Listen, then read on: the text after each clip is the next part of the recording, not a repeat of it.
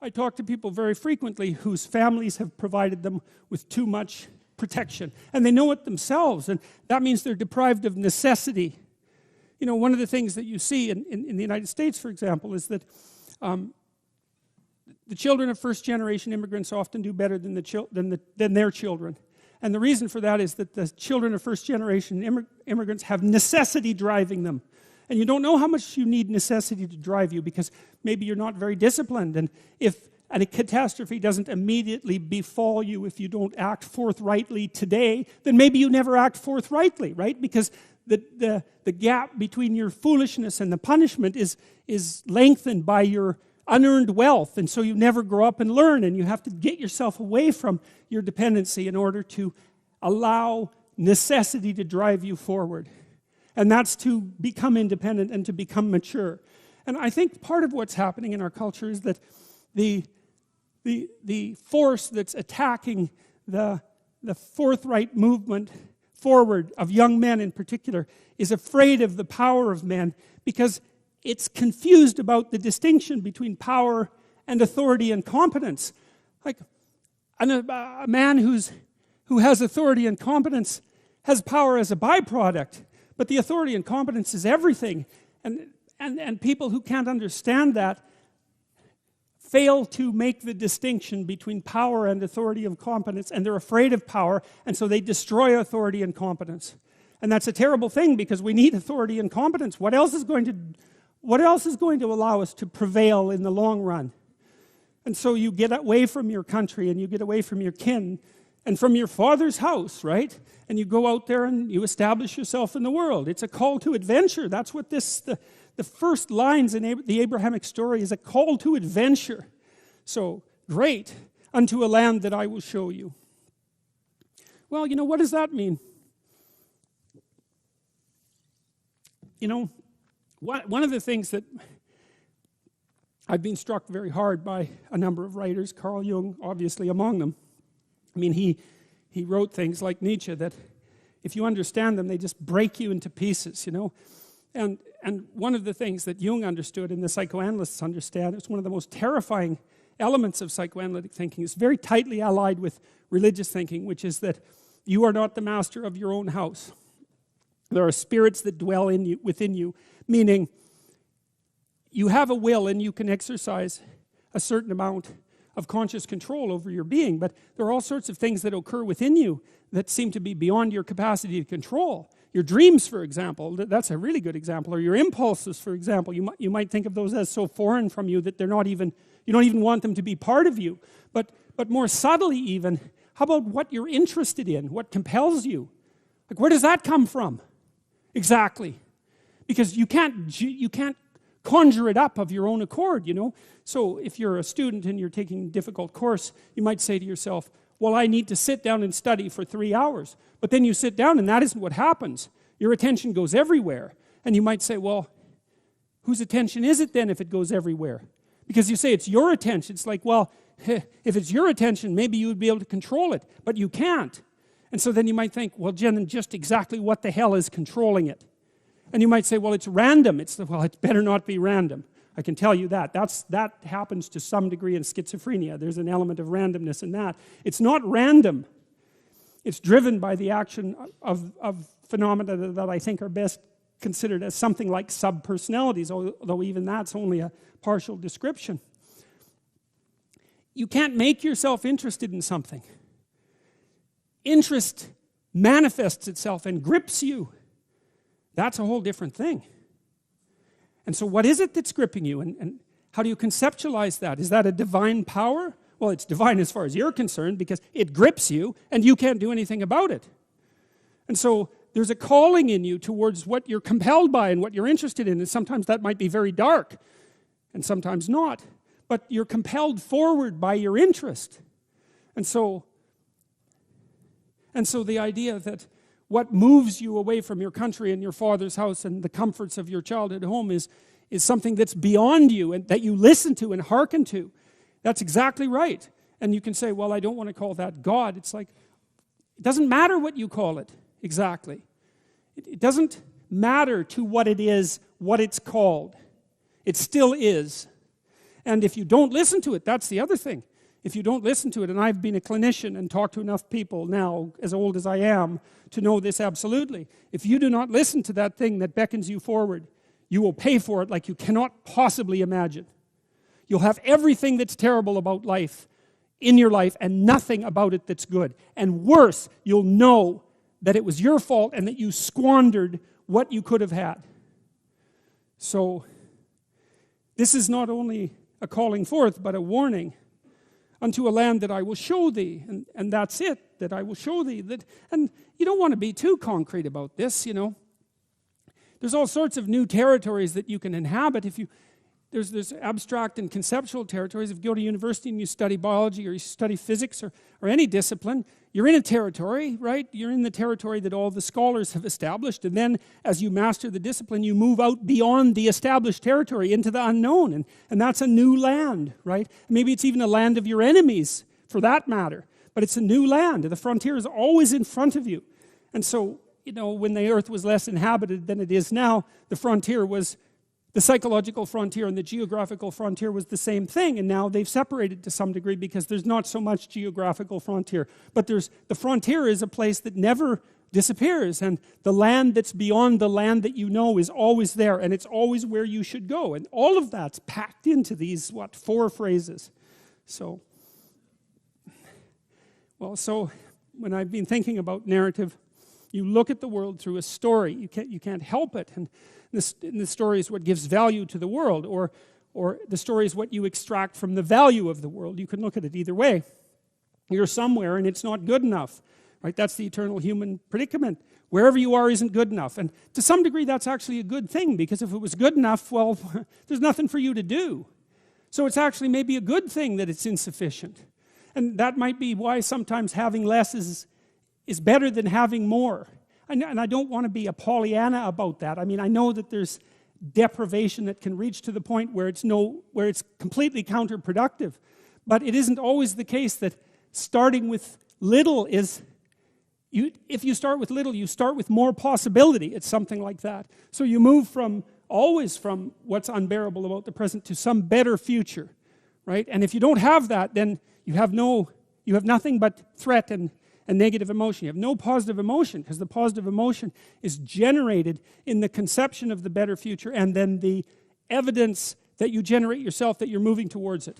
That's where the positive and fulfilling meaning of life comes. So you want to set up this structure properly. It's very, very important. And so what it means is that you want to be going somewhere that's good enough so that the going is worth the while. And you can ask yourself that, and that's partly what we tried to build into the future authoring program, which is, well, we know what's wrong with life. It's rife with suffering and insufficiency and deception and evil. It's all of that, obviously. Okay, what would make the journey worthwhile? Well, you can ask yourself that. It's like, all right, in order to bear up under this load, what is it that I would need to be striving to attain? And if you ask yourself that, that's to knock, and the door will open. That's what that means. If you ask yourself that, then you will find an answer, and you'll shrink away from it. You'll think, well, there's no way I could do that. It's like, well, you don't know what you could do. You don't know what's possible. And you're not as much as you could be. And so God only knows what you could do and have and give if you sacrificed everything to it. And that's the reason Abraham is constantly making sacrifices. And it's archaic, right? He's burning up like baby lambs. But well, they're alive. You know, that's something. And they're valuable, and that's something. You have to admit, even if you think about it as a modern person, that the act of sacrificing something might have some dramatic compulsion to it. You know, to go out into a flock and to take something that's newborn and to cut its throat and to bleed it and to burn it might be a way of indicating to yourself that you're actually serious about something. And it isn't so obvious that we have rituals of seriousness like that now. And so it's not so obvious that we're actually serious about anything. And so maybe that's not such a good thing. And so maybe we shouldn't be thinking that these people were so archaic and primitive and superstitious. It's possible that they knew something that we don't. And certainly in the Abrahamic stories, one of the things that maintains Abraham's covenant with God is his continual willingness to sacrifice. And that sacrificial issue is so important, because you are not committed to something unless you're willing to sacrifice for it. Commitment and sacrifice are the same thing. And I think it's it borders on miraculous that those concepts are embedded into this narrative at the level of dramatic action, instead of abstract explanation. People are acting this out. And the fundamental conception is so profound that it's really quite awe-inspiring. It's breathtaking, really, when you understand what message is trying to be conveyed. You have to make sacrifices. And what do you have to sacrifice? You have to sacrifice that which is most valuable to you currently that's stopping you.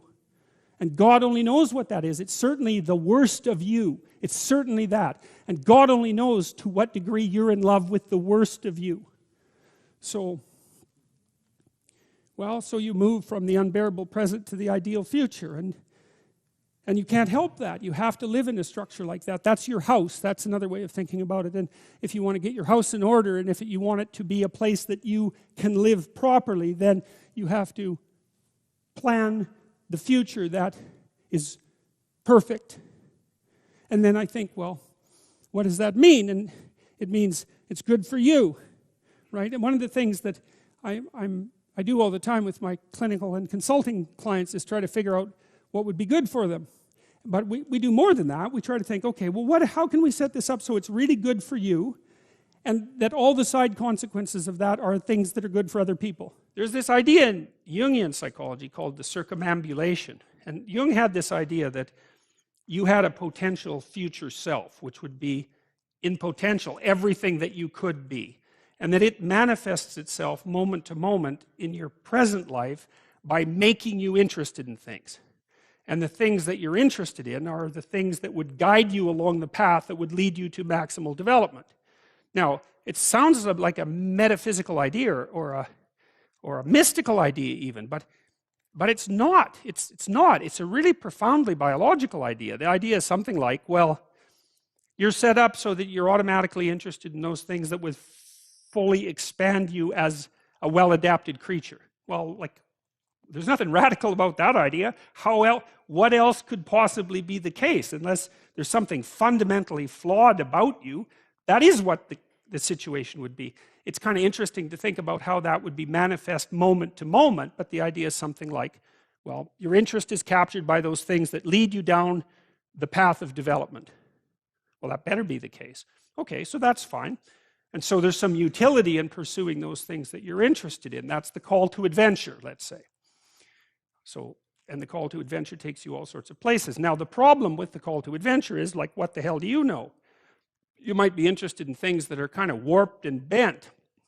And often it's the case that when new parts of people manifest themselves and grip their interests, say, they do it very badly and shoddily. And so you stumble around like an idiot when you try to do something new. That's why the fool is the precursor to the savior from the symbolic perspectives, because you have to be a fool before you can be a master. And if you're not willing to be a fool, then you can't be a master. So you're gonna, it's an error-ridden process. And that's also laid out in the Old Testament stories, because the first thing that happens to all these patriarchal figures when God kicks them out of their father's house when they're like 84 is that they run into all sorts of trouble, and some of it's social, and some of it's natural, and some of it's a consequence of their own moral inadequacy. So they're fools. But the thing that's so interesting is that despite the fact that they're fools, they're still supposed to go on the adventure, and that they're capable of learning enough as a consequence of moving forward on the adventure so that they straighten themselves out across time. And so it's something like this. So this circumambulation that Jung talked about was this continual, we'll return to this continual circling in some sense of who you could be. You might notice, for example, that there are themes in your life. When you go back across your experiences, you see you kind of have your typical experience that sort of repeats itself. And there might be variation on it, like a musical theme, but it's like you're circling yourself and getting closer to yourself as you move across time. That's the circumambulation. Now, you remember that for a sec, because we'll go back to it. Okay, so imagine that something glimmers before you. It's an interest that's dawning, and you decide, well, first of all, you're paralyzed. You think, well, how do I know if I should pursue that? It's probably a stupid idea. And the proper response to that is, you're right, it probably is a stupid idea, because almost all ideas are stupid. And so the probability that as you move forward on your adventure that you're going to get it right the first time is zero. It's just not going to happen. And so then you might think, well, maybe I'll just wait around until I get the right idea, and which people do, right? So they're like 40-year-old, 13-year-olds, which is not a good idea. And so they wait around until it's waiting for Godot, until they finally got it right. But the problem is you're too stupid to know when you've got it right. So waiting around isn't going to help, because even if the perfect opportunity manifested itself to you in your incomplete form, the probability that you would recognize it as the perfect opportunity is 0. You might even think it's the worst possible idea that you've ever heard of anywhere. Highly likely. Highly likely. So you have, Nietzsche called that a will to stupidity, which I really liked. So, because he thought of stupidity as being it's you have to take it into account fundamentally and work with it. And so you can take these tentative steps on your pathway to destiny, and you can assume that you're going to do it badly. And that's really useful, because you don't have to beat yourself up. It's pretty easy to do it badly. But the thing is, it's way better to do it badly than not to do it at all. And that's the continual message that echoes through these historical stories in Genesis. It's like, these are flawed people. They should have got the hell out of their house way before they did. And they go out and they stumble around in tyranny and famine and self-betrayal and violence. But it's a hell of a lot better than just rotting away at home. And that's great. So that's good. And so why is that? Well, okay, so you start your path and you think that you're heading, towards your star. And so you go in that direction. And then, because you're here, the world looks a particular way, but then when you move here, the world looks different, and you're different as a consequence of having made that voyage. And so what that means is that now that thing that glimmers in front of you is going to have shifted its location, because you weren't very good at specifying it to begin with, and now that you're a little sharper and more focused than you were, it's going to reveal itself with more accuracy to you. And so then you have to take it's almost like a 180-degree reversal. But it isn't, because, you've gone this far, and that's a long ways to get that far. But that's a lot farther than you would be if you just stayed where you were, waiting.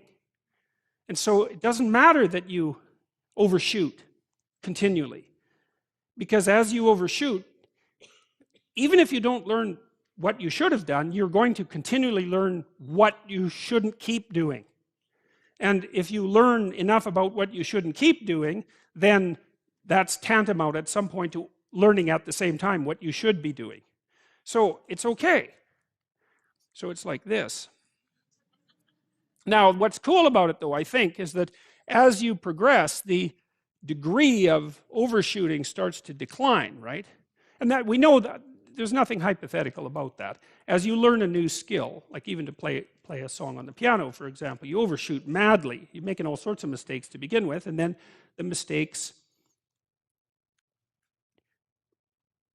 they disappear. There's a great TED talk, I think it was, about this guy set up a really advanced computational recording system in his home and recorded every single utterance his young child made while learning to speak. And then he put together the child's attempts to say certain phonemes and put them in the list, and you can hear the child deviating madly to begin with, and then after hundreds and hundreds of repetitions, just zeroing right in on the exact phoneme.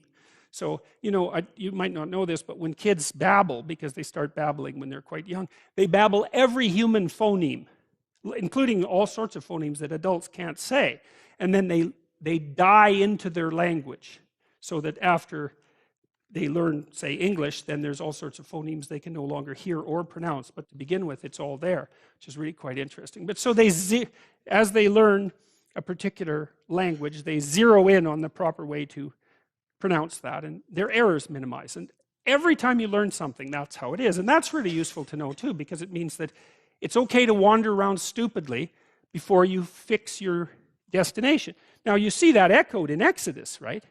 Because what happens is that the Egyptians, or the Hebrews, escape a tyranny, which is kind of whatever you do personally and psychologically when you escape from your previous set of stupidly held and ignorant and stubborn axioms. It's like, away from that tyranny. It's like, great, I freed myself from that. Well, then what?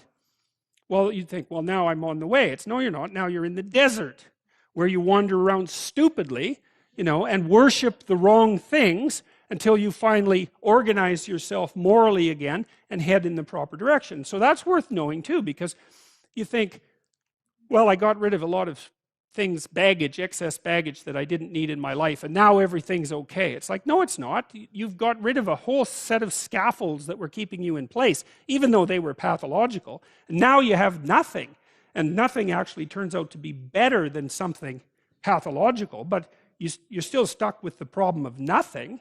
And that's exactly why Exodus is structured the way that it is. It's that you escape from a tyranny. It's, hooray, we're no longer slaves. Yeah, well, now you're nihilistic and lost. It's not necessarily an improvement. But it is it's also useful to know that, because you can also be deluded into the idea that, imagine that you're trying to become enlightened, which might mean to turn all those parts of you on that could be turned on. You think, well, that's just a linear pathway uphill. It's just from one success to another. No, it's not. It's like, here you are, and you're not doing too badly, and the first step is a complete bloody catastrophe. It's worse. And then maybe you can pull yourself together, and you hit a new plateau, and then that crumbles and shakes, and bang, it's worse again. And so, because part of the reason that people don't become enlightened is because it's punctuated by intermittent deserts, essentially, by intermittent catastrophes.